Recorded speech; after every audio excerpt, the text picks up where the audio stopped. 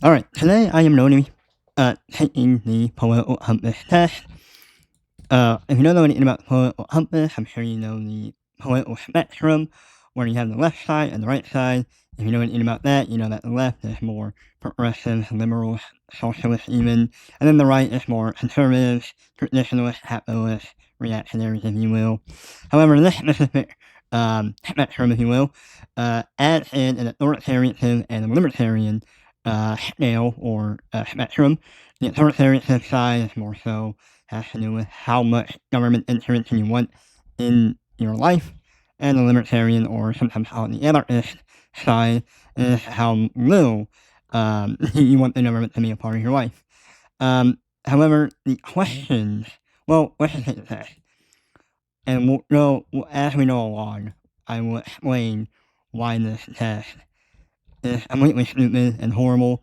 The compass itself and the way it measures the people's beliefs and stuff is also completely ridiculous. The scale aren't even labeled correctly.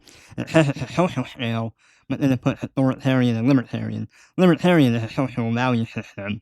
Authoritarian, not so much. It's more of a intervention or non-intervention type of concept, whatever. And just for the record, I am only really doing this, one, for fun, but to kind of give a over generalization as to what I believe in. So in the future, if I say something and you watch this video, you can look back and go, oh, okay, that makes sense. So this kind of just for fun and is just a way to kind of overly generalize more or less where I stand politically as we move forward on this YouTube channel. Alright, so test page 1 of 6. Just a few propositions to start with concerning no less how you see the country and the world. If economic globalization is inevitable, it should primarily serve humanity rather than the interests of transnational corporations. Strongly disagree. So, now it's saying if, however, I will say this, I don't personally believe that the economy will be globalized anytime. I don't think it's inevitable, rather. As a matter of fact, I believe we should stay away from a global economy as much as possible. I think the economy should be a fragmented case by case basis rather than a universal thing. But if economic globalization does become globalized, no, it should not serve humanity. Here's why. The whole point of having an economy is to have a influx of monetary gain to fund things. And when you put humans first, you do not get these corporations influxing the amount of money necessary to feed and sustain humanity. So no, you would have to prop up corporations. Corporations will have to be at the forefront of economic gain and monetary gain to fund things like food, water distribution, education distribution, healthcare, and all this stuff. So no, I strongly disagree that it should serve humanity. I think that it should first serve. I mean, the whole point of a business is to make money, and the economy should be run like a business. Because when you want a good economy, you want to have good money, essentially. I always support my country, whether it's right or wrong. Strongly disagree. I mean, if it's right, it's right. If it's wrong, it's wrong. There's no, I mean, we're going to say that X, Y, and Z is wrong, and A, B, C is right. My country's doing X, Y, and Z. I'm going to say no. Like that. I'm going to call it out for what it is, and, I'll face the consequences of that if need be. No one chooses their country at birth, so it is foolish to be proud of it. Um, agree. So, I agree that it is foolish to be proud of it, right? You didn't choose to be from that country. You had nothing to do with where you're born or where you're from or even where your parents are from.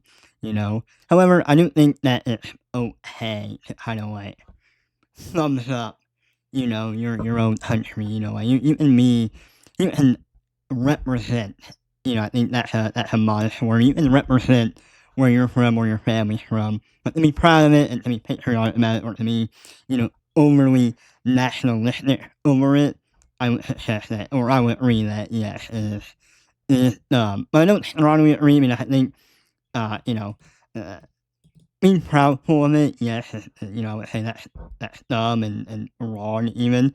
However, I do think you can still kind of like, you can still, what I say, you can still represent where you come from and where your family's from and stuff like that. Um, so, I know I was talking about earlier, this, test is very, very biased. And I'm sure you can tell from this question, our race has many superior qualities compared to other races. Now, I've seen a lot of people take this test, and just for, I probably should have said this earlier, I've personally taken this test like 100 times, so I'm reading through it pretty quickly. I've taken this test a bunch of times more, so, I know what to expect. But I've seen other people take this test, and a lot of times people always question, what does the test mean by race? And that's a good question. What does it mean by race? Does it mean the human race? Does it mean the race of people with black hair? Does it mean an ethnic race? So obviously this is meant to be an ethnic question. So the question should be, our ethnicity has many superior qualities compared to other ethnicities. Obviously no, that they don't. But yes, I would suggest that the human race has many superior qualities compared to, dogs and cats and mosquitoes. But considering the time period in which this test was made and the way these questions are phrased, it's an ethnic question, it's not a race question. The enemy of my enemy is my friend.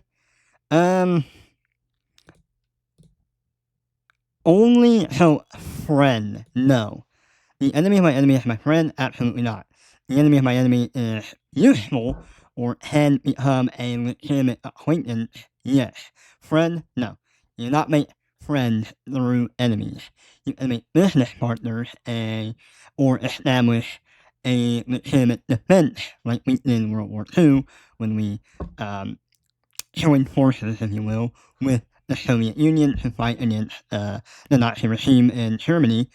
However, soon after, we weren't friends, and quite frankly, we weren't friends when we were fighting the Nazis. So I would disagree, but I don't disagree that this is a bad tactic, or I don't I don't disagree that it's a good tactic. It is a good tactic. We used it, and quite frankly, it saved our lives. It saved many lives. Military action that defies international law is sometimes justified. International or military action is hardly ever justified. Like, ever. Sorry. There is no alluring fusion of information and entertainment. Absolutely not. Information has always been a part of entertainment, and entertainment has always produced information. It's always been that way, and it will continue to be that way. And the idea that it's like gotten worse, or that it's like worrying or whatever, is completely false. I mean, the information is going to be entertaining, and entertainment is going to be, and there's going to be information and entertainment. It's just the way the world works. I mean, there's no, I do not fear entertainment providing me with information, and I do not fear information being entertaining. Next page. Alright, 206. Not the economy. Here we go. We're talking attitudes here, not the FTSE index. People are ultimately divided by class and by nationality. Strongly disagree. I do not need a passport to go to a rich neighborhood or a nice restaurant. I might need to look a little bit nicer, or I might need to, perpetrate a specific personality, but I do not need to have credentials or go through some sort of legal concept to simply be in a nice neighborhood or in a nice restaurant. But I do need a passport and sometimes even a visa to simply enter another country. Even now, you need a specific type of ID to simply enter a new state in your own country when flying, when flying domestically. So no, people are ultimately way more divided by nationality than they are by class, 100%. Controlling inflation is more important than controlling unemployment. So, due to the past 5 years that I've experienced as an adult, I suggest that yes, controlling inflation is more important than controlling unemployment. Not that unemployment is not a priority, but rather just due to the way I've experienced the economy as an adult for the past 5 years, inflation has been the forefront of most, if not all, of my, and I would assume most of yours, financial struggles. Because jobs are jobs. I mean, you can find employment. Even when unemployment is at an all-time high, I mean, there's always money to be made. There's always money to be made. Money is always there to be made. But when the money doesn't have any value on there, or the value depreciates, then it doesn't matter how hard you work. It doesn't matter how many jobs you have or how many hours you put into if you can't afford anything. So no, inflation is more important than unemployment. However, unemployment is a very important thing to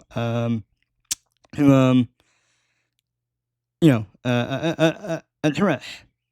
Because corporations cannot be trusted to voluntarily protect the environment. They require regulations.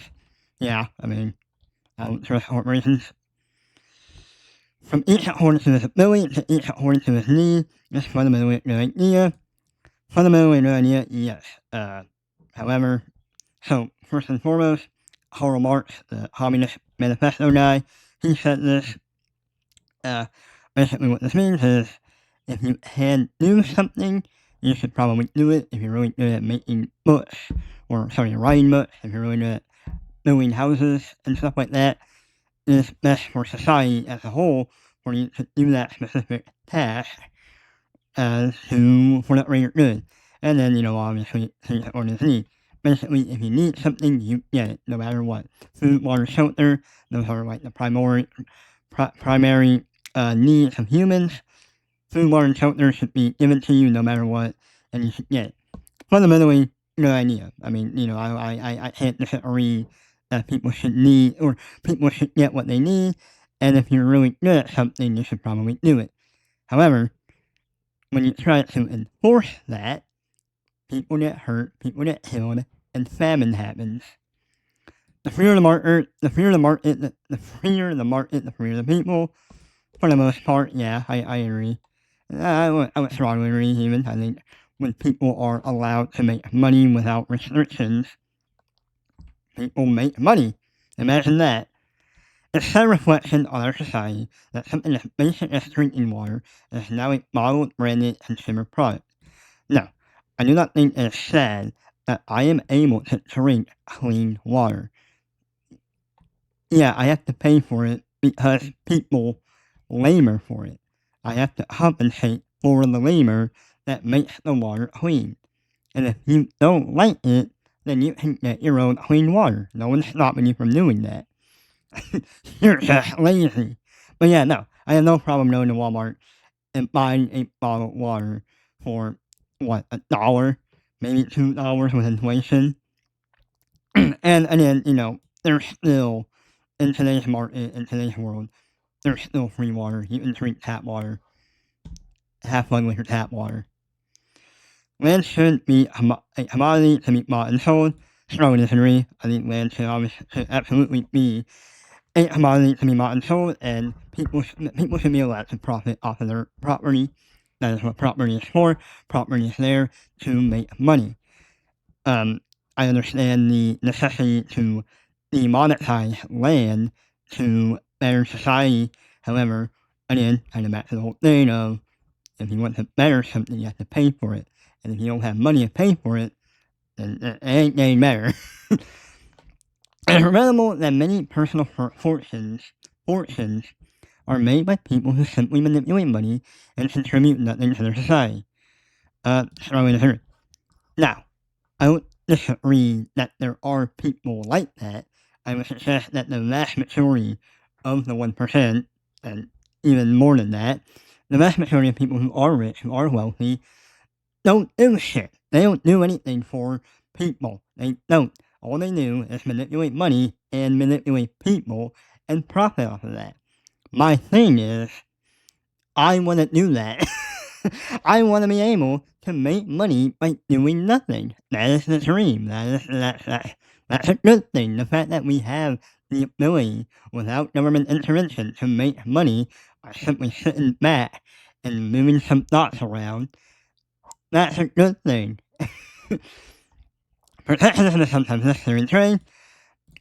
Ideologically speaking, just based on my ideology and my philosophy and the way I view the economy, I disagree with this. However, in extreme, very, very extreme scenarios, do I suggest and permit overly racist protection policies. Because protectionism is absolutely racist. Protectionism is never about saving the domestic economy. It's usually about just destroying anyone who's not ethnically sound. That's usually what protectionism does. Protectionism ideas out anyone that's not, to the ethnic standard of X, Y, or Z country. It's just a way to enforce poverty on people. The only social responsibility of a company should be to deliver a profit to its shareholders. Yeah, that's what a company does. That is what you invest for, right? If you invest in a company, you should get money for that investment. You should get an investment return. The research about that, no. Those with the ability to pay should have access to higher standards of medical care. Yeah, I mean, if you can pay for it, why would I stop you from doing that? I'm not going to stop you from getting better health care because you can afford it. Yeah. Government should penalize businesses that mislead the public. So, mislead, right? I do believe that the government should penalize people for misleading the public, not on the grounds of, oh, they lie about a product, or their product isn't as good as they said it was, but rather because if you say a product does something, and the product doesn't do the thing you said it does, I suggest that you have broken a contract, and I believe all contracts should be respected both legally and socially. So yes, for the most part, yes, I do believe that government should penalize businesses for breaking social contracts about their products and services that they provide. A genuine free market requires restrictions on the ability of predator multinationals to create monopolies. Strongly agree. However, I will say this. Every single monopoly that has ever been created in the history of humanity, on Earth, every single monopoly that has ever existed, ever, in the history of time, since we have become Homo sapiens, and since we have become intellectual humans, has been propped up by the government. Not a single monopoly has ever emerged naturally without some sort of government intervention.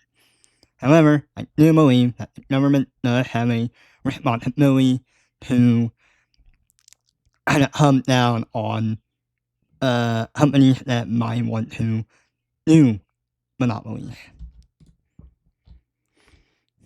Now look at personal social values. Awesome. Abortion when the woman's life is not threatened should always be abortion when the woman's life is not threatened should always be illegal. No. All authority should be lessened. Yes. And that's where I and 242. For the most part, I mean, yeah, I don't think it's like a bad thing. And I for that, 242. Yeah, sure. I prefer rehabilitation though, but at the same time, I'm not against the idea itself. Taxpayers should not be expected to prop up any theaters or museums that cannot survive on a commercial basis. Additionally, theaters and museums are educational, and I believe that it is our responsibility as a collective community of humans to prop up anything that is educational. I think our taxes and our collective monetary gain should be spent on education for our future. Schools should not be classroom attendance compulsory. I mean, I think you should kind of tone it down a bit, but no, like, you should still show up to school. All people have their rights, but it is best But it's better for all of us that different sorts of people should keep their own eye. That's insane. I'm not going to elaborate. That's just insane. Disagree strongly. It's better to have to sometimes have to spend your children. No, you don't have to spend your children. You can ask any psychologist, any child psychologist, any adult psychologist, anyone that studies anything about human development or human development of the human brain, and they will tell you, stop hitting your fucking kids. It doesn't work. It doesn't help. You cannot violently assault your child and then expect them to be civilized people. No, when you perpetrate violence on a child, that child is gonna, guess what, be violent. Violence is taught and learned through violence. You need to stop hitting your freaking kids. Stop hitting your fucking kids. It doesn't work. It's been proven that it doesn't fucking work. It's been proven that it leads to more violence later on down the line. Stop hitting your kids. It doesn't fucking work. It's natural for children to keep some secrets from their parents. Natural, sure. Bad, yes. It's natural, but it's not good. Possessing marijuana for personal use should not be a criminal offense. Yeah. The prime function of schooling should be to equip the future generation to find jobs. No, it should be to create jobs, not find them, create them. I think schools should teach people how to create jobs, not find them. You should come out of school knowing how to establish a new form of labor in the labor market so that we can profit off of that and so we can tax it. People with serious inheritable disabilities should not be allowed to reproduce. That's insane. Yeah, no, I mean, that's insane. I mean, that's eugenics, by the way. The most important thing for children to learn is to accept discipline.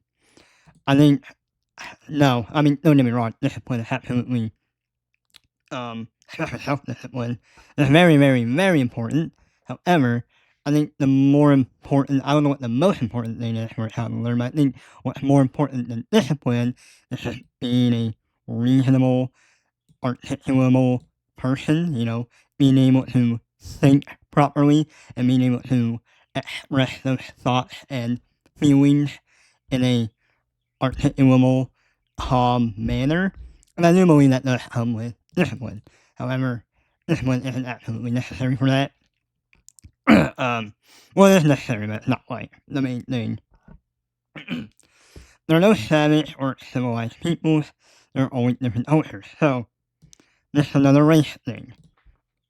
What this wants you to say, so if you are someone who is a super progressive liberal person, you're going to say, agree, or strongly agree, in the sense that, yeah, there are only different people, but there are no savage or civilized people.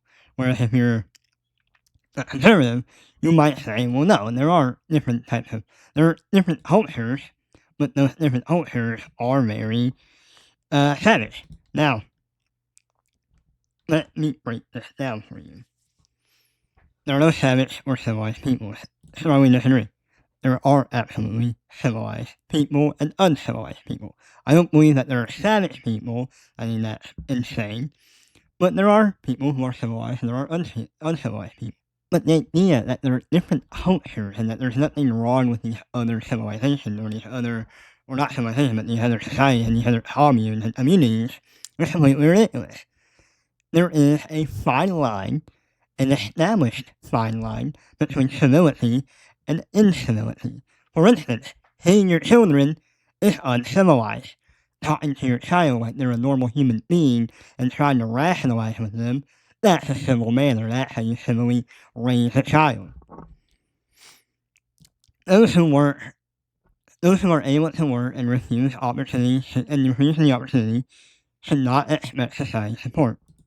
Strongly agree. Yeah, I mean, if you don't work. Too bad. When you are troubled, it's better not to think about it, but to keep busy with more cheerful things. Disagree. I think if something's bothering you, you should do it right then and there. You should, nip it in the butt, so to speak. Any problems you have, you should deal with quickly, but effectively.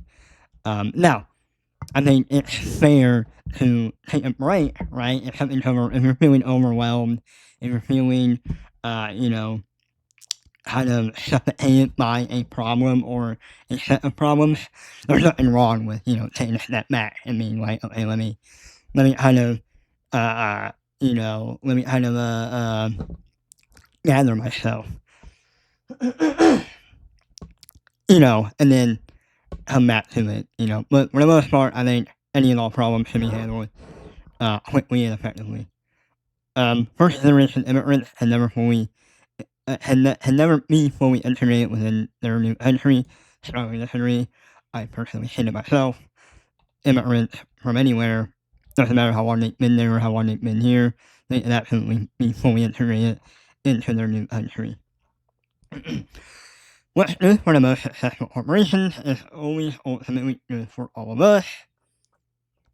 I know one of the most successful corporations is only.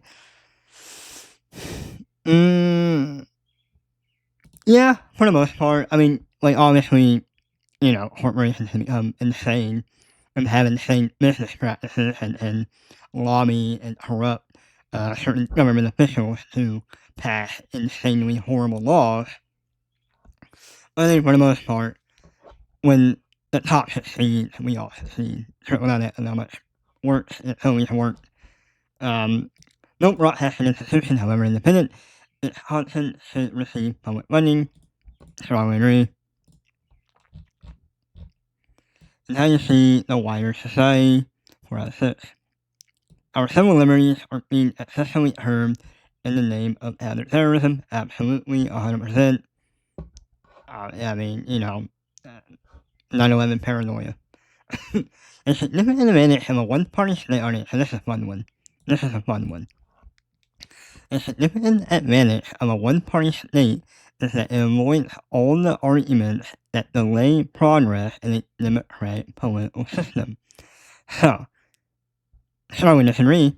However, I have heard, or I understand the idea that one advantage of a one-party system is that shit gets done, if you will, right? Like, stuff gets done, right? There's no opposition, so there's no, like, delay on policies or laws being passed. However, the idea that is an advantage, meaning is good, I don't disagree with. I do acknowledge that shit gets done, but the type of shit that gets done will ultimately determine whether it's an advantage or a human rights violation. Although the electronic age makes official surveillance easier, only wrongdoers need to be worried. So, the death penalty should be an option for the most serious crimes. Yes, especially if you've gone through extensive rehabilitation programs. I mean, if you kill someone and we put you through rehab, and then you kill someone again, and then we put you through more rehab, and then you just keep doing it, I'm sorry, but you gotta know. You gotta know. You gotta know. Same with, like, a rapist. If you, like a child molester, if you molest a child or rape a child, and we put you through therapy, and then you do it again, and then we give you more therapy, and then you do it again, fuck you. Like, you deserve to die at that point in the story. No ifs, ands, or buts about it. Sorry. Not really. Not at all, actually. In a civilized society, one must always have people to be above, people above to be obeyed, and people below to be commanded. No, that's not how that works at all. Humans create hierarchies out of fear, not out of civility. Abstract art that doesn't represent anything shouldn't be considered art at all. Art is subjective. Whatever you think is or isn't art may or may not be art to someone else. Pretty elementary school thoughts here. And criminal justice punishment is more important than rehabilitation. Absolutely not. Rehabilitation has led to positive outcomes in many countries. However, I will admit that these countries are very homogenous and do not have the extent of poverty that America has. However, I do believe that there is no useful and useful information to gather from those statistics that, show that rehabilitation yields better results than, locking someone up for, 40 freaking years. Internal justice punishment is usually, honestly, a last resort, and rehabilitation, and I would even say re-education, should be at the forefront of, helping people rather than punishing them. It is a waste of time to try to rehabilitate them. So, no, I think we should always try to rehabilitate anyone or any criminal and every criminal. I think every single criminal on the planet, regardless of what their crime is or was, deserves a second chance. The business person and the manufacturer are more important than the writer and the artist. Yes, we always hear about a starving artist. Not necessarily a starving business person. Usually, when a business person is starving, they get a job. But when a starving artist, or when an artist is starving, they don't get a job. They try and continue their craft. So, no, absolutely. The business person and the manufacturer is more important simply because the artist is only successful due to the business person. Mothers have okay, so this is gonna piss me off. Mothers may have careers, but their first duty is to be homemakers. So my problem is, what do they mean by homemaker, right? What do they mean by a homemaker? Do they mean, because so there's two ways I view this, right? There's a normal way, but then there's the way that the test wants me to view it. So if by homemaker you mean raise your fucking kids, be there for your children, maintain a house, make sure that the bills are getting paid, shit like that, yes, I would say I agree that you can have a career, but at the end of the day, you gotta raise your fucking kids, and you gotta make sure your kids aren't, like, child molesters or some shit. But if you're gonna tell me that a homemaker is the idea that a woman must be in the kitchen, barefoot, pregnant, making babies every fucking year, constantly pumping out babies. No, I don't believe that mothers, or women in general, should be homemakers. I do believe that mothers should raise their fucking kids. So, due to the bias that this test has, that I'm aware of, I'm going to say strongly disagree. I don't believe that mothers should be baby makers. I don't think that mothers should be confounded or not confounded. What word am I looking for? Restrained to motherhoodism. Rather, I do believe you can do both. You can have a career and be a mother. Almost all politicians promise economic growth, but we should heed the warnings of climate science that growth is detrimental to our efforts to curb global warming. I agree, for the most part. I think we can cut down all the trees and build all the houses, but at the same time, you're gonna run out of trees eventually. So we should definitely do something about that. Making peace with the establishment is an important aspect of maturing. Disagree. As a matter of fact, I would claim the opposite, that if you make peace with the establishment, especially if the establishment is a tyrannical, totalitarian state, you're the immature one, in the sense that you kind of just accept authority and you don't really think for yourself. If you go through, if you got through that A, you'll find these propositions about religion and beliefs. Astrology accurately explains many things, so you cannot be moral without being religious, so disagree, or wait, you cannot be moral, wait, you can't be moral if you're not religious, so disagree. Now, me, I don't believe in, moral people. I don't believe in morality as a concept, morality as a social construct, rather, perpetrated by religious people to control humans. However, I still see, proper people and improper people, I don't really consider them moral or immoral. But like in the sense of conventional morality, yeah, no, like you can be conventionally moral without any sort of higher power helping you. Sharing is better than social security as a means of helping the genuine disadvantaged. Agree. For the most part, I think it should be more voluntary to help people that need help. Some people are naturally unlucky, absolutely. The fact that I wasn't born with cancer and the fact that I wasn't born without my left arm, pretty freaking lucky, you know? But people that are born with like herpes and are crap babies, I would consider that very unlucky, It's important that my child school instills religious value, absolutely not. Finally, what that sex? Sex outside marriage is really immoral? No. A same-sex couple in a stable living relationship should not be excluded from the possibility of child adoption. A same-sex couple should not be excluded. Yeah, strongly agree. Yeah, I mean, no real explanation for that one, really. Pornography depicting consenting adults should be legal for the adult population, sure. I don't really agree with or care for. I don't understand the attack on pornography lately. I think it's completely ridiculous. Don't get me wrong, porn is a drug, and if you're on that shit, like, it'll fuck your brain up. However, it's entertainment. People have a right to be entertained. Simple as that. When it was on in the private bedroom between consenting adults, there's no business to say. No one can feel naturally homosexual. Well, homosexuality is not, it's not a feeling. You don't feel homosexual. You are homosexual.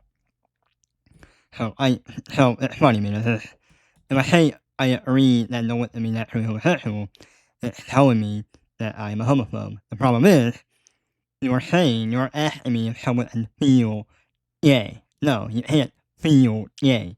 You just are gay. Just like how you don't feel straight. You don't feel like you're Mexican. You just are. So the idea of like, oh, no one can feel naturally homosexual. However, due to the way this stupid test is designed to not come off as homophobic to the test, I have to say strongly disagree. Because what it really means to ask is no one can be naturally homosexual. However, they can, so yeah, no one can feel that really. I don't disagree. These days, hoping this about sex has gone too far? No. Alright, I'm pretty sure I'm done. Yeah, I'm done. Alright, so again, just to talk about a little bit more. Economic scale, left, right, left economics being more so about, socialism, collective economy, universal economy. Right side focuses more on privatization of stuff, profits, and, sometimes, and if you're a little bit more up here, you kind of prioritize, like, taxing people to fund things. And if you're more down here, you're kind of, a little against the taxation stuff. And then over here, it's just like, economically left-wing and authoritarian, meaning you want the government to be heavily involved in the economy or in your social life to kind of, like, make sure people aren't stabbing each other or whatever. Whereas you're down here, you kind of are like, yeah, the government should, or not the government, there should be a collective economy and a collective society. However, it shouldn't be enforced. That's more or less the four quadrants explained in a very brief and fast manner. And then, like, to give you more or less an idea, wait, yeah, here's funny. More of an idea, Saudi Arabia being up here makes sense. They're I believe they're capitalist. They still have a monarchy. They're very capitalist. Everything's privately owned. Everything's privately owned by the monarch that rules there, or reigns there. North Korea, we all know North Korea. We all know the memes. We all know everything about North Korea. Same with China. Very economically left-wing. Very authoritarian. Singapore, very conservative. Very economically right-wing. Super authoritarian. I don't know much about Uruguay. I really don't. I don't know why that's down here. Switzerland, this one makes sense. They they're pretty liberal. They're pretty libertarian on a lot of their stuff. But yeah, your political compass, I'm economically right, or I'm economically 5.13, so that puts me right around here, and I am -6.0, which puts me right around here. Like I said, I've taken this test 100 times, and each time I'm in the purple area, I am in the libertarian right quadrant. But yeah, I hope I did a good job at explaining more or less how I think and how I process questions and thoughts and stuff. That's really the primary function of this video, was to kind of show you how my brain works and why I say things, or not why, but, how I come to the conclusions that I come to. Yeah, so if you liked the video, leave a like. If you didn't like the video, leave a dislike. Comment down below, let me know what you think of the video. Engage with the video, like, subscribe, all that stuff, and have a good day.